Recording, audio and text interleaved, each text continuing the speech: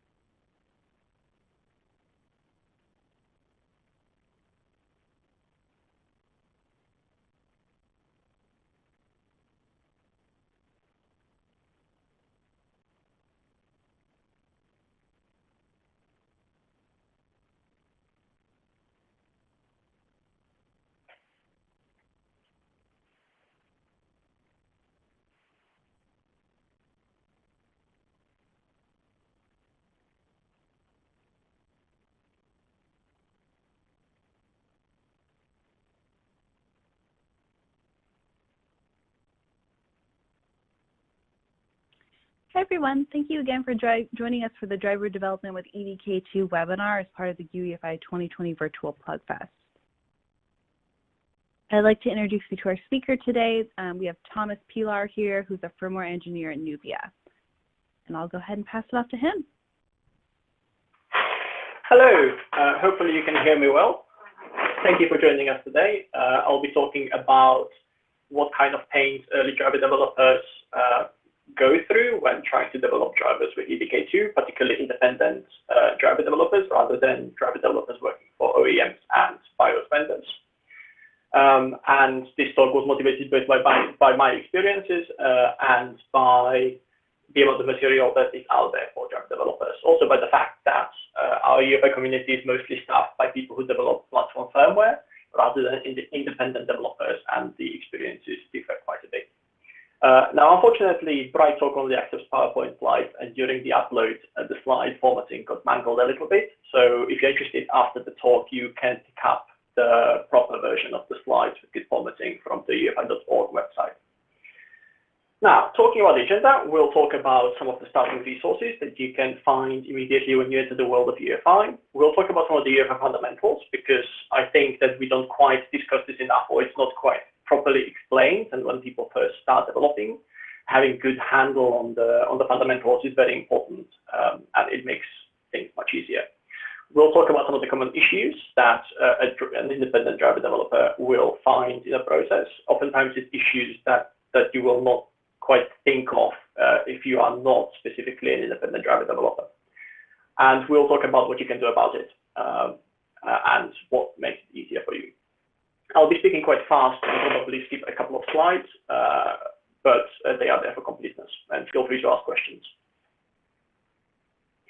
Now, when you first enter the world, what do you get presented with? There's, of course, the spec. It's the Bible. It aims to be the complete thing. It talks about all the possible interfaces that you might want in UEFI.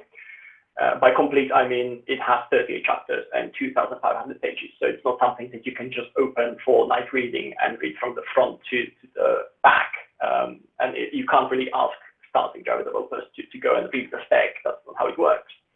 And more fundamentally, it's not actually complete. It contains the fundamental APIs, but it doesn't contain more useful extensions, or it doesn't contain libraries that are in EDKII and are very useful when you're developing and makes life easier. So it's not enough by itself. However, it has some very good chapters, particularly some of the early chapters that describe some of the fundamentals really well. And I would recommend reading the first 10 or 11 chapters, and you can skip the bits about file systems and partitions if you're not interested in those. For most of the time, the UEFI forum and the UEFI world was using a specification-first approach, where the specification is the source of ground truth. And if the code differs, then it needs to be fixed. But we are slowly transitioning over to a code-first approach, where whatever the code does is correct, and then we fix the specification to be aligned with what actually happens. In general, it is a rather excellent reference. There are some corner cases, but they mostly arise from the fact that very few people implement that particular bit, and so we haven't actually had a practical chance of see how that particular bit works in the wild, rather than from some other silly mistakes. Something else that you'll be presented with is the driver writer's guide. This was written by Intel eons and eons ago, back in 2003, and it was updated in 2012, so it is quite old. But it's still quite relevant. It contains a lot of good introductory material, particularly your overall structure of how you are going to write your driver, what it's going to look like. But you should be on lookout for things like obsolete protocols or industry not following the described practices, even though we say you should do this, often those industry will do something else entirely, and that's not written down anywhere. Also, don't write EFI bytecode. It's dead. No one can run it anymore. And there's, of course, the mailing list. That's where everything happens. There are several parts to the mailing list. It lives on groups IO. There is Devel app, which contains most of the development and the patches, but also is there for more general help. It's where you can ask questions, provided that you've probably done a bit of research first. If you come and ask a question without actually having any idea about what's going on, then it's going to be very difficult to help you. But if you have done a little bit of research, the mailing list is an excellent place with lots of helpful people. There's also discuss ads and bugs ads, but they are probably slightly less useful for you. Right, what does the world of UEFI look like? It is quite different, and if you come to the world of UEFI as an OS driver developer, you will likely be surprised with a couple of things. First and foremost, I need to show you this diagram. Whenever someone does a UEFI talk, this diagram has to feature. It's a contractual obligation. It shows how a platform will boot. Starting from the left, you have the bottom part where you have some security and pre-EFI initialization, which is just platform coming up and doing the very basic stuff. And as a driver developer, you will almost certainly live in the Dixie phase, which is the driver execution environment. That's the part when your driver is loaded, where your driver binds to a device and services the platform while in pre-boot environment. And then after that, the boot device selection and the operating system loading is sort of the end of the boot part of the platform. And your driver will likely be unloaded unless your driver is a runtime driver. So you'll most likely live in the Dixie phase as a driver. The Dixie phase is, of course, quite big. There's quite a few parts to it, starting with Dixie core, then Dixie driver, and then UEFI driver. The Dixie core is the core-most part. It's the thing that allows anything else to work. And the Dixie driver phase contains all kinds of drivers that need to be loaded first in a specific order so that you can have boot services. Now, boot services is the API that you use as a driver to talk to the platform, to allocate memory, to instantiate timers, to do any kind of system call that you might want to do. So boot services being fully operational is a bit of a boundary, at which point the normal EFI drivers, the kind of drivers you might want to write, will be loaded and will work. And then once all the drivers are loaded and bound to the devices, then you get UEFI applications such as the boot manager, the UEFI shell, or the UEFI setup utility, which you can enter using F2 or delete or escape or whatever key your platform is using. Or maybe you want to install platform keys into the platform so you don't have to use the Microsoft key and so on. All of those are UEFI applications. And this all happens, both the UEFI drivers and the UEFI applications happens during the boot phase, when the boot service is operational. Once that phase is exited and the operating system is loading, you get exit boot services event, which says there are no more boot services, we are moving on. So this is what it looks like. The environment itself is quite different from an operating system. In terms of memory, you have no protection at all. You can read from null pointers, you can write to null pointers. Of course, if you route to null pointers and your 0 page is mapped, then you'll probably overwrite your inspector table and your machine will crash immediately. But you could do that. There's nothing to stop you. You can scribble into memory allocated by the process. It's all entirely wild west. Sometimes you might have some stack and heap protection, which is implemented mostly by canaries. So if you try and read and write that, then the memory manager will detect that the canary is being stopped over, and then you might get a crash if you have a crash handler. but that's very optional, and usually on anything older than the newest platform, you might not have that at all. There is no privilege differentiation between processes. They can scribble into each other's spaces and memories. It's all very open. Also, secure boot is not automatic. If you are executing any bit of code that is not yourself, it is on you to determine whether that code is properly signed. There is no magic in the UEFI platform or in EDKII that would automatically stop you from executing a bit of code if it's not signed. Every single process that executes a different process has to check the signature every single time. It's all quite tricky. In terms of threadedness, the execution is all single-threaded. There is only one processor called the bootstrap processor that does all the execution, and that sort of makes sense because when you're booting a platform, you don't really need to do all kinds of heavy lifting. You don't need the performance given to you by many, many application processors. You can do everything in a single thread, and that frees you from having to implement parallelization techniques, so it's all much simpler. But equally, you also get no interrupts, or rather, interrupts don't happen for you specifically. There is a system interrupt that drives timers, which means that any driver that you write has to be poll-based, and it has to be pool-based. You can't feed data into memory using DMA using the device. You have to wait for the driver to be triggered by the platform stack to request data from the device and pull it over. This can get quite different to what you're used to in operating system drivers. There are events, and you can get preempted, and we'll talk about them later. But in general, you can only have a single phase execution. And you might think that's simple, but it actually has a few caveats. Now, in terms of EDKII, and more widely UEFI, there are a few fundamental units of code that we use that I feel are not explained enough, so I want to go through them right now. Most importantly, there are protocols, which are really just interfaces between different modules or between different processes. They are a way for you to encapsulate data or methods or pointers or whatever you want. If you have a C struct, then you can give it a GUID and call it a protocol, and you publish your header file with the protocol, and anyone else can use it. Oh, this is brilliant. Suppose that you are Sauron in Middle-earth and you want to build an army. So you call your friend Isengard, and you go, ooh, there's a protocol for that. So you open your Isengard protocol, you punch in the build army method, and voila, you have an army, even though you didn't know whether you could actually do this. It's all transparent, it's all discoverable. So you can use boot services to interrogate the platform to see what kind of protocols there are, and if you have the header file for it, brilliant, you can use it. And this also means it's extensible. So you can make your own protocols, publish a GUID, and that's it. Or you can extend an existing protocol. It's a very powerful technique that once you get familiar with it, you will find extremely helpful. Now, protocols by themselves are not enough.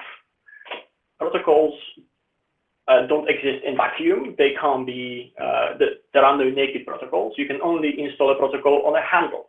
Now, a handle is just a number. It doesn't really mean anything. But what it does allow you to do is it allows you to group specific implementations of protocols in the platform. And if you group a bunch of protocols together, that gives you functional units. It gives you a driver.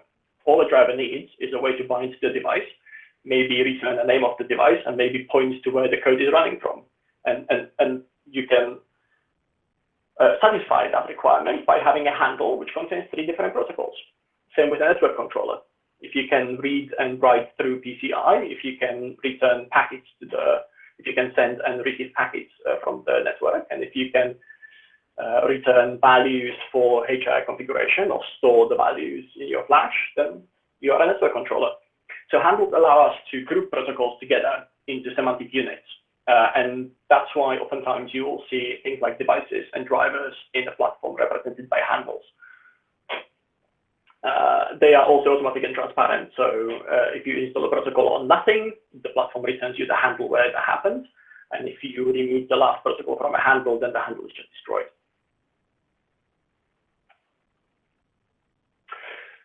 So we had protocols and handles, an important part of how you structure code.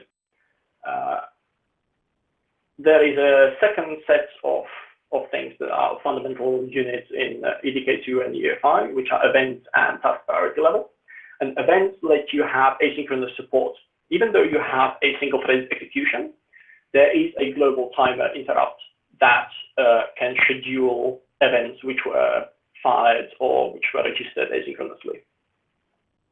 So event is a way for you to register callbacks and then trigger this callback later by either signaling them manually when something happens, or using a timer, either once because you have a timeout or something, or recurring. So when you want to do polling on a device and you want to retrieve packets from a network device repeatedly, then you register an event with a recurring timer, and that will be fired as a callback.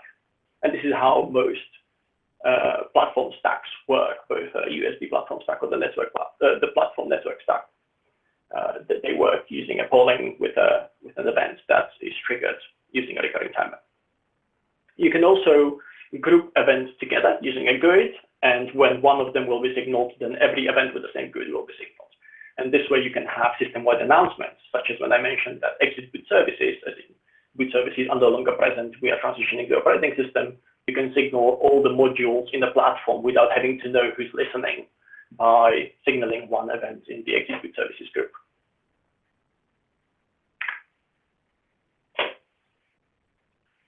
Events by themselves wouldn't be particularly useful. You have to be able to filter as to whether the events are allowed to run and what's the priority between them. And this is handled by the trust priority levels. When I mentioned that your execution in UEFI world is single-threaded, that's true, but every now and then your application might be paused, things happen, and then your application resumes from the place where it paused. And this interruption, this preemption, can happen at any instruction in your application as long as you're running at a low enough priority level. Starting with TPL application, which is what most applications and drivers will run at. There was a priority level called TPL driver, which is deprecated, which of course means you will not see it out in the wild. There are still platforms out there that will run a TPL driver, or that will have some processes run a TPL driver. But what it actually looks like underneath is like this. When you're preempted, the scheduler goes and looks at all the events that were signaled and then executes them in the order of priority, and then in the order in which they were actually fired. Starting with TPL notify, which has a queue of events, and then TPL callback, which has a separate queue of events. And then your execution will return back to where it was preempted, and your program or your application just resumes. It is possible for you to elevate your task priority level that you are running at. So you can call into boot services and say, please elevate my priority level. And by doing this, you prevent events from being queued. You prevent the scheduler from preempting you. And if you elevate all the way to high level, then no events will fire and you will be undisturbed for the duration at which you run at high level. Of course, this means that none of the platform network stacks and USB stacks and various other monitoring devices are actually going to work, because all of the recurring events are not going to be executed because you are running at the highest priority. So you're not actually allowed to run at the highest priority for very long and for very specific things that you might want to do, like, for example, flashing a device with new firmware, where you can't afford to be preempted. So event and task priority levels, they come together. Right, before moving on, I'll quickly answer some of the questions. Well, the two of the questions. Why we can't use EDKII bytecode? You can build your driver or an application and compile it or transpile it into EDKII bytecode. Unfortunately, there are very few platforms in the wild that will actually execute EDKII bytecode. One of the main disadvantages is that it's quite slow. It's meant to be very portable, sort of like Java being able to run on anything. So the idea was that the G could write a bytecode compiled driver, and it would run anywhere. Unfortunately, because of the slowness and lack of support, what it means is that every single driver out there and every platform out there uses native compilation. And if you write a EDKII bytecode driver, then it will just not work because it will not be compatible with real hardware out there. So in general, it's just not recommended anymore. But you will still find all the texts, particularly the driver writer's guide and the UEFI spec, might still recommend using EDKII bytecode for specific things. What is the meaning of pull-based driver? We can divide drivers into two broad categories, a pull-based or a push-based driver. A push-based driver is the kind of driver where you register a way for the device to trigger code happening on the host, And if, for example, data is received on the network device, then the network device can then fire an interrupt, which will wake up driver in a host, and the driver will receive the data on the host side. That's a push-based driver. The device pushes the data into the host. A pull-based driver is where you can't do this, and you have to resign yourself to the platform having some kind of a pull mechanism where every 5 milliseconds, every 10 milliseconds, the driver will ask the network card, do you have more data? Do you have more data? And that's the only way for you to actually get the data across. So if, as a network device, you receive some data, all you have to do is wait. And then at some point, the platform will come and retrieve it. That's a pull-based driver. Right, moving on, we have about 10 minutes and a lot to get through. Human interaction interfaces was an answer to the question of how do we allow users to configure a device. And the question became very general afterwards. How do we allow a user to configure any device in the platform, even if we don't know, even if we didn't write the driver ourselves? How can a driver from the device talk to the platform and tell the platform what kind of configuration should be shown to the user and so on? So this modularization is very good because it allows us to separate the functional bits and the responsibility between the platform and the driver writer. And we can also make things more modular in terms of we can separate the strings that need to be translated into many languages and the visual forms, which don't have to be translated because they are the same, they are not language dependent. And we also want to separate the actual values, the configuration values that the user provides. They do not depend on the strings or the forms. They can be just some kind of a blob that is written to Flash somewhere. So this kind of modularization is great because it separates responsibility. But unfortunately, that means that your build system looks like a giant Rube Goldberg machine and is really difficult to understand at the beginning. Putting in the visual forms and the strings in different files, which are transpiled into a bytecode that is stored in your driver. Then your driver has to publish that bytecode with the platform in something called the HI database. And that bytecode is then interpreted by the F2 setup utility to show some settings to the user that they can toggle. And the setup utility will then return back to your driver and give it back a configuration blob saying, here, the user did something, I don't know what it means, can you please save it in Flash? So it can get quite complicated, but there are valid reasons behind it. And if you are not entirely happy with it, with understanding how it works, I would recommend that you move on to other bits and just leave it for now until you have a bit more time to grok it and slowly understand it by osmosis and playing around with it. Right, now we get to the part where we can talk about what kind of issues you'll find as a driver developer, starting with developing with EDKII and in the world of UEFI. And quite a few of these issues are not the kind of issues that you might expect if you have, for example, full access to the platform firmware. A lot of this has to do with the fact that as a driver developer, you have to be extremely conservative with what you actually use. Because if you want to be able to run your or ship your device with any kind of platform in the world, or at least as many as you can, you have to account for every little corner case that is usually different on different platforms. So this is one of the main constraints and concerns for an independent driver developer, and a lot of pain comes from this. Starting with inconsistent nomenclature, we talk about BIOS and UEFI and option ROM, and oftentimes these can have very different meanings depending on the context that we are using them in. For example, with BIOS, we could mean the old legacy real mode execution environment that was before UEFI, or we could mean that you're talking not about the option ROM, but you're talking about the monolithic platform firmware that's loaded from the baseboard, but it's still UEFI. Or you could talk about how it's not CPU microcode, but it's in fact later stage firmware. Or you could talk about how it's not an operating system, but it's pre-boot code. And this is very natural for us in the UEFI world because we've spent years in the environment, so we know what we're talking about. But for a person coming into the world, it can get quite difficult. And I didn't really have a good answer for this because it's not like people are careful with the language, and it's not like you can expect that people will be careful with the language. So it's something that you have to look out for and make sure that you understand the various meanings of these words.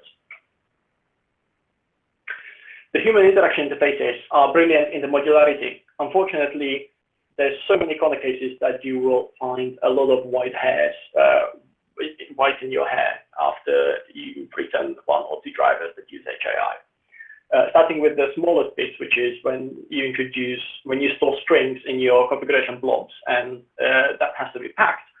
Your string alignment might switch and might not be aligned on 2, in which case all your string save methods will start shouting, saying you're doing something stupid.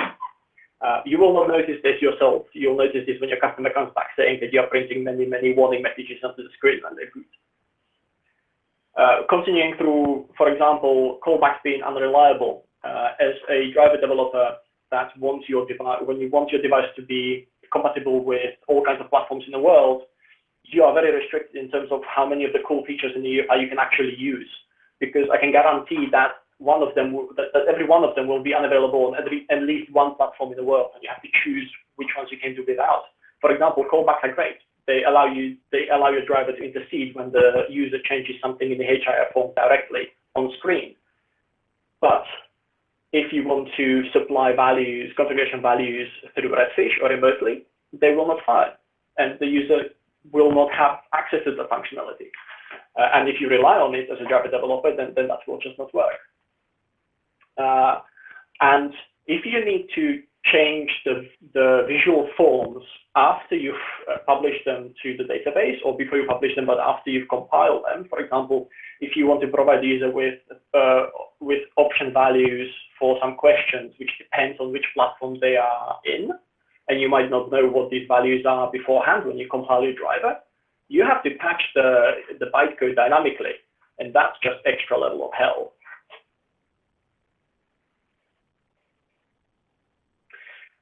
Oftentimes what you will stumble on is the fact that while we have EDKII reference implementation, no one uses that in products that they ship. What you'll find is always EDKII reference implementation enhanced with all kinds of features. Of course, those features are not open source, and they are almost always the source of the problem. They're almost always where you will crash the platform, and you will not have access to the source, or it might be just close enough so that you think you know what's going on, but you don't. How do we solve this? I don't know. Maybe we can force OEMs and BIOS vendors to be more open source. I don't know who has the power to do that. If you make an OEM deal, you gain the benefit of the OEM channels. You may be able to sell your devices. Great. Of course, the OEM will want your device to do all kinds of interesting things that only work with that particular platform. This is fine if you do one OEM deal, but if you do 3 OEM deals, you better have 3 different drivers. It is going to be tricky. Even though the HII separation and modularization means that you should be able to separate the content from the forms, oftentimes the OEMs will actually want specific content to be shown on their platforms and not others. Or they will want the content to be in line with what other independent vendors are showing. It can be quite difficult. Also, you are oftentimes restricted from being able to write a runtime driver. I've never seen an OEM that would permit an independent third-party driver to be a runtime driver. If you try to debug your driver while in a platform that you don't own and you don't have the source for, then quite a few times you will have bad days when the platform does not have a crash handler and you get a blank screen. The best you can tell is that you probably got an invalid executable instruction because something got somewhere in the weeds. And that's it. Where do you go from here? And there are some tricks that I'll tell you about later, but this can be a really bad day. On a good day, you might get a crash dump.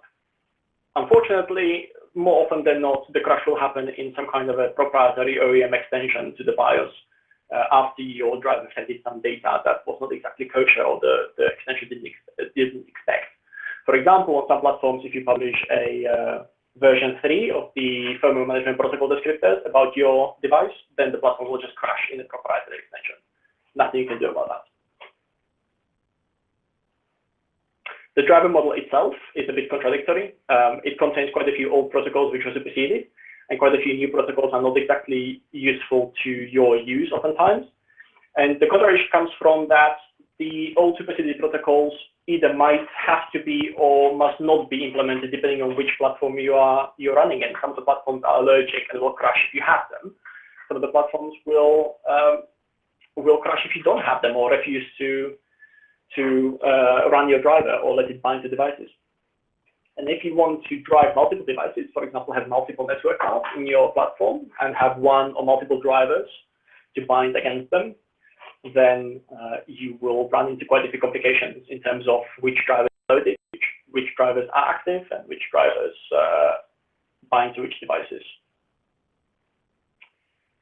There's a war story that you should ask me about or read on the proper set of slides. If you write a network driver, make sure to write an ANDI driver, not an SNP driver, no matter what the spec or the driver writer's guide says.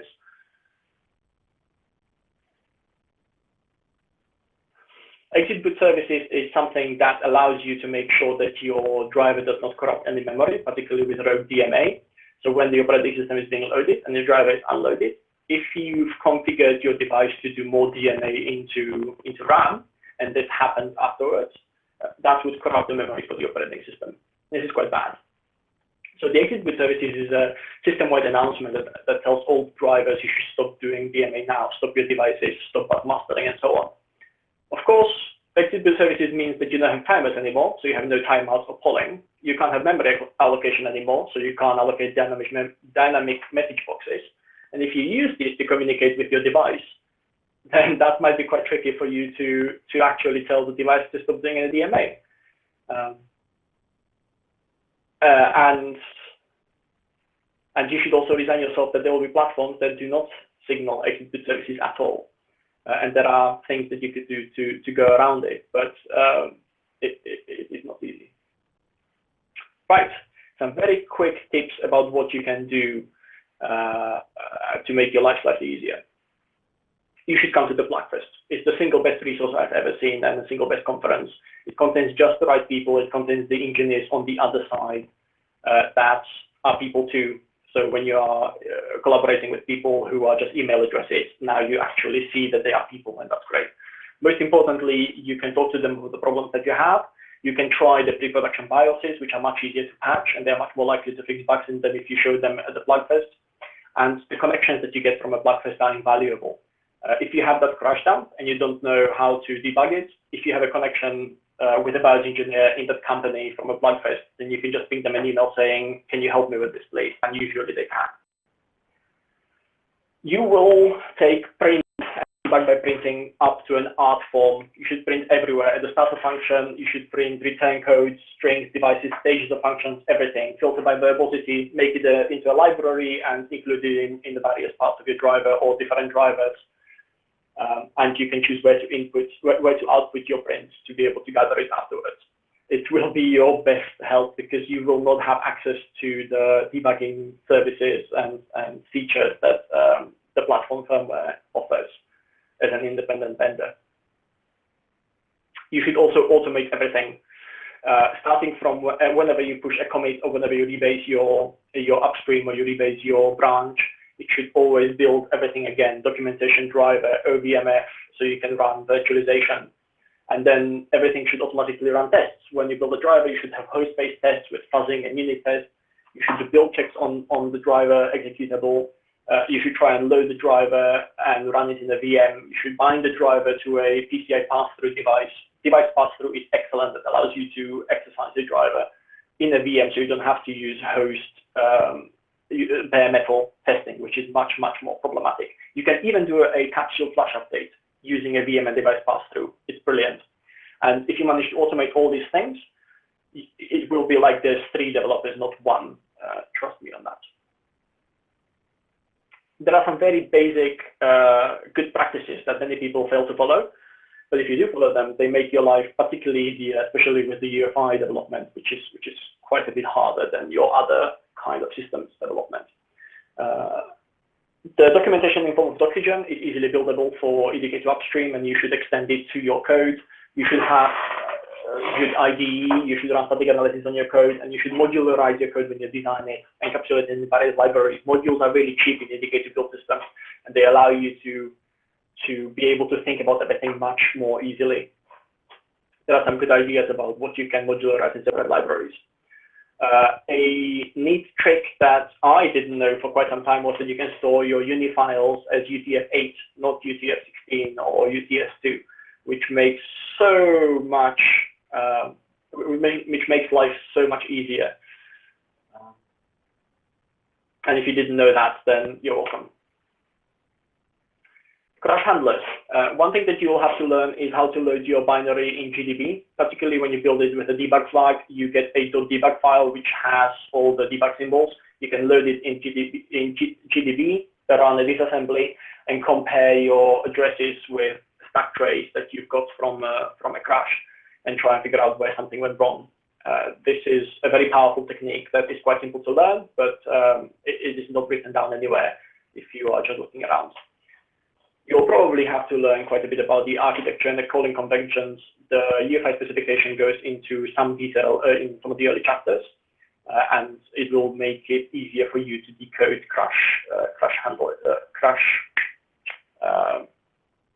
dumps and red screens of death following a crash of your driver. Or if you've been to Blackfest, make some friends, they will always be able to, well, not always, but they'll likely be able to help you decode a crash that came from a virus that they've written. Protocols and handles are very cheap. You should make them yourselves for many kind of things. You should use them to separate responsibilities between various modules. Everything that you have can be turned into a protocol, whether it's private struct or mailbox communication. But you should always version check them and magic your protocol so that your devices can discover the protocols and figure out whether they are valid for them or not. And this allows you to split the responsibility of your various bits of your device, such as PCI block, the network part, the HIF part, or writing to flash, and so on. Right, we have a little bit of time for questions. Thank you very much for listening. I will not go through these. These are all the sort of interesting examples of what might result from what kind of cause, and they make for very good war stories. So if we meet at the Blackfest, do ask, and I'll gladly tell you some of these war stories. Right, thank you for listening, and please feel free to ask any questions.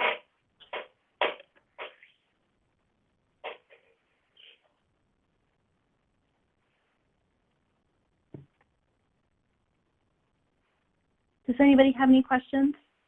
If not, we can go ahead and wrap up a little bit early.